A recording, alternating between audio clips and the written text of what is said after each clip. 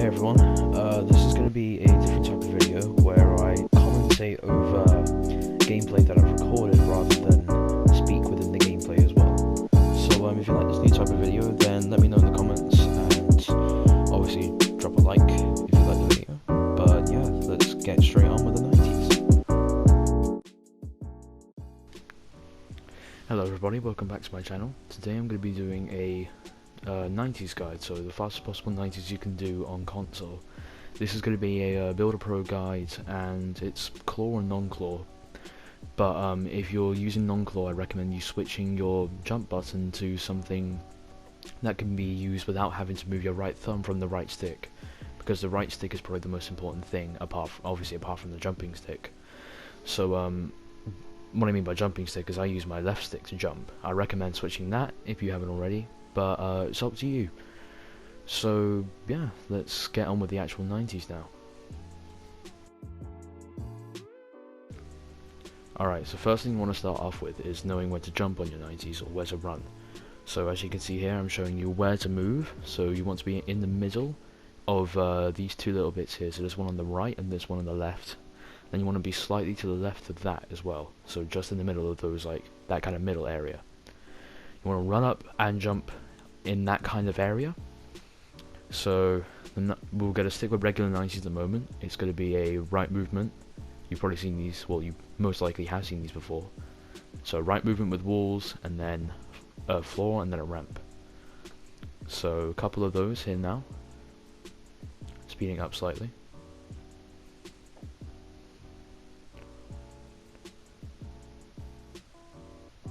Very simple, easy 90 to do in my opinion.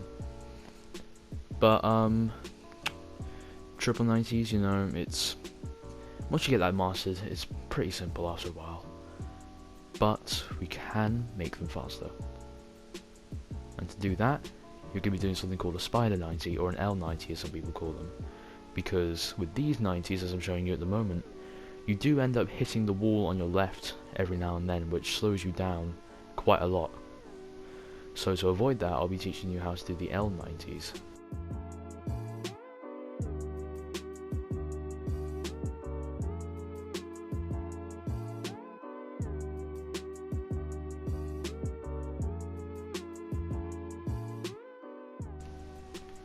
Okay, so the L 90s are similar to the regular 90s in the way that they move.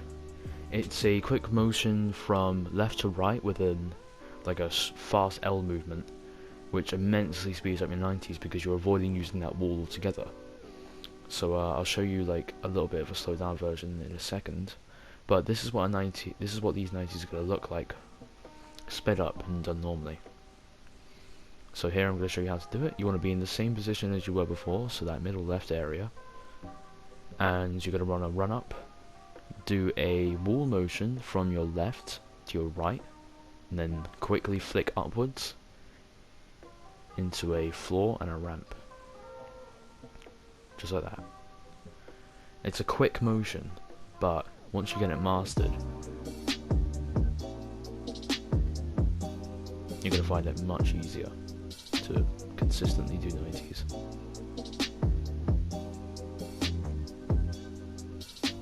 I messed up there, but whatever. You get the gist of it, you get the idea. It's just a much faster way, it's a much preferable way, and it just maximizes your speed altogether. There's nothing really to say about these 90s apart from they're just much more, well, not much more, but they're a tad bit more difficult than the other 90s. So mastering them will be slightly harder, but you can do it eventually. But what I'm showing you here now is a way to stop jump fatigue on your 4th 90, because usually you would get jump fatigue after a while. After jumping like 4 times, you get mad jump fatigue. But to stop that, you want to be doing a walking 90, which I'm showing you here, which is just doing the normal 90 motion, except you're not jumping and you're placing a floor and a stair as to where you can pop up through it, which is what I just showed you. So you want to do this at the end of your triple L90, and that will just like it'll let you do infinite 90s really. It will just keep you going on and on. Here's a quick demonstration.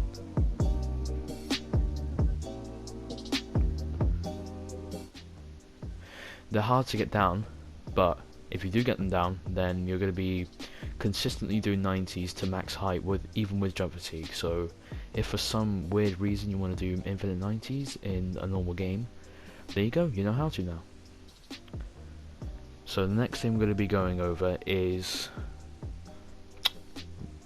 what not to do when you're doing your 90s. So as you can see here, I'm doing a 90 motion as to where you're doing an L90 except you're placing the wall again on your left. Which, yeah, it can be quick. It stops you from hitting that wall as well, so it's kind of like the L90 in the way. But I find it's actually much more difficult to do than the L90.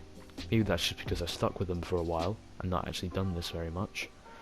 But you need a high sensitivity to pull these off consistently, and I don't have that, so I just stick with the L90s personally. It's up to you what you want to do, but I just recommend that entirely because I don't think those 90s are optimal. They aren't very fast either. They're not as fast as the L ones anyway.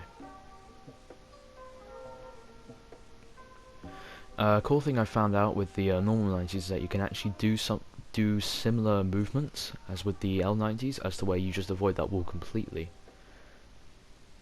which is pretty cool in my opinion. But I'm kind of getting sidetracked there.